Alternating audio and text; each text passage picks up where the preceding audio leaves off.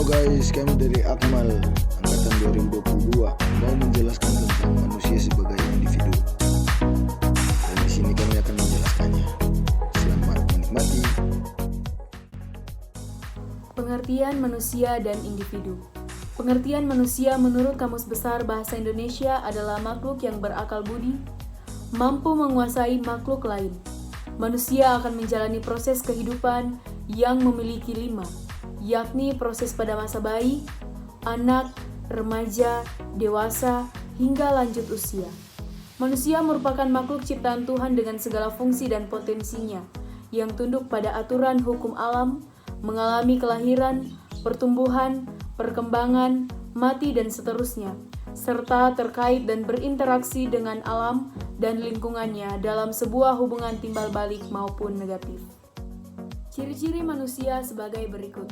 Yang pertama, mempunyai 2 kaki. Kedua kaki manusia memiliki fungsi sebagai penyangga tubuh. Yang kedua, mempunyai 2 tangan. Yang ketiga, berdiri tegap. Yang keempat, kulit dan rambut berwarna. Yang kelima, memiliki 5 panca indera. Dan yang keenam, memiliki otak dan bisa berpikir.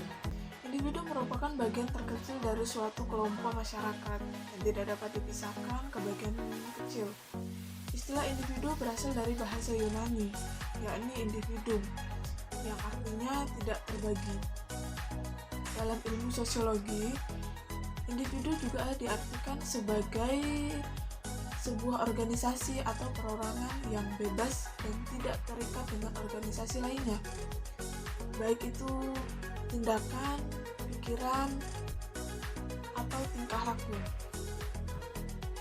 Berdasarkan Kamus Besar Bahasa Indonesia atau KBBI, individu memiliki arti organisme mempunyai sifat bebas yang sama dengan pengertian individu dengan berdasarkan konsep sosiologis yang berarti bahwa hidup berdiri sendiri.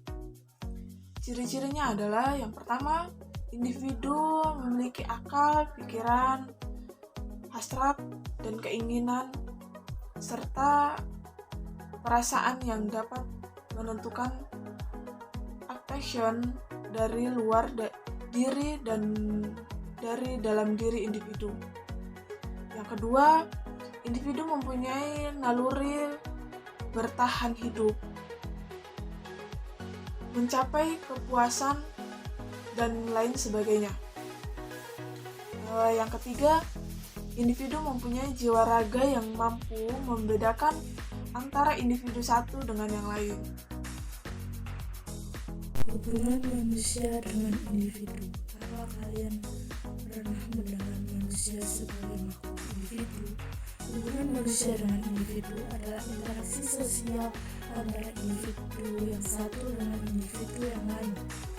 Misalnya saat kita mengobrol dengan salah satu teman kita untuk membicarakan sesuatu. Hubungan kelompok dengan kelompok adalah interaksi sosial antara kelompok yang satu dengan kelompok yang lain. Rujukan manusia sebagai makhluk individu adalah manusia yang memiliki karakteristik yang berbeda. Jika diartikan individu bermakna tidak terbagi atau menjadi satu kesatuan. Mengapa begitu? Pada dasarnya, manusia lahir sebagai makhluk individu yang tidak terpisah, tidak terbagi antara jiwa dan raganya.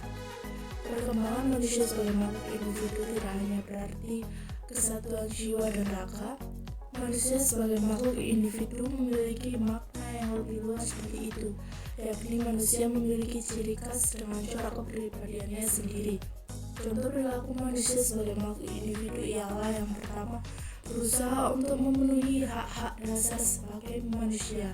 Yang kedua, memenuhi kebutuhan dan kepentingan diri demi kesejahteraan hidup. Yang ketiga, menjaga dan mempertahankan harkat dan martabatnya. Dan juga manusia selaku individu mempunyai 3 naluri, yaitu naluri untuk mempertahankan kelangsungan hidup, naluri untuk mempertahankan keturunan, dan naluri ingin tahu dan mencari kepuasan.